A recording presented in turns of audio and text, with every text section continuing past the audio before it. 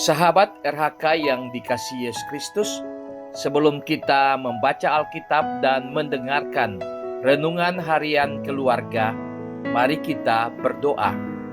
Tuhan Yesus, terangi hidup kami melalui firman-Mu, supaya kami dapat menjaga kemurnian hidup yang Engkau berikan sesuai kehendak-Mu. Amin. Pembacaan Alkitab hari ini, Kamis 9 November 2023, terambil dalam Galatia pasal 2 ayat 19. Galatia pasal 2 ayat 19. Sebab aku telah mati oleh hukum Taurat, untuk hukum Taurat, supaya aku hidup untuk Allah. Aku telah disalibkan dengan Kristus. Judul RHK kali ini, Hidup untuk Allah. Keluarga Kristen yang dikasihi dan diberkati Tuhan Yesus, hukum Taurat tidak dimaksudkan sebagai seperangkat peraturan untuk ditaati agar memperoleh keselamatan dari Tuhan Allah. Hukum Taurat sebenarnya dimaksudkan menolong, menyadarkan orang Yahudi untuk tetap setia dan menempatkan Tuhan Allah sebagai pusat dan sumber kehidupan agar meninggalkan perbuatan dosa. Bagi Paulus, hukum Taurat adalah cermin bahwa semua manusia adalah orang berdosa dan tidak layak di hadapan Tuhan Allah. Sehingga hukum Taurat tidak dapat menyelamatkan seseorang yang berdosa, tetapi sebagai cermin untuk berefleksi dan mengevaluasi diri. Beriman kepada Tuhan Yesus Kristus sebagai bentuk percaya atas kasih karunia Tuhan Allah sebagai jalan keselamatan yang mengubah hidup. Keluarga Kristen yang dikasihi dan diberkati Tuhan Yesus. Pada abad pertama Masehi, ketika seseorang berbicara mengenai salib, maka yang dimaksudkan adalah kematian.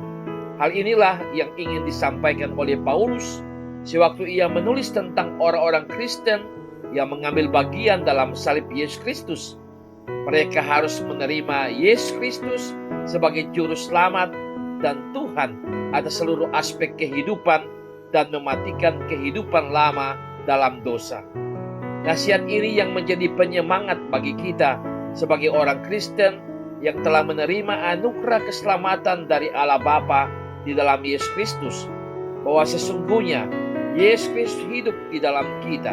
Oleh sebab itu, sebagai keluarga Kristen, marilah kita memancarkan iman kepada Yesus Kristus melalui pikiran, perkataan, dan perbuatan, sehingga kita menjadi saksi Yesus Kristus bagi orang lain.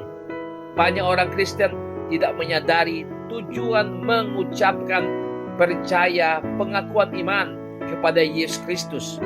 Mereka berpikir hanya percaya Yesus Kristus, hidupnya akan nyaman, aman, dan semuanya akan baik-baik saja.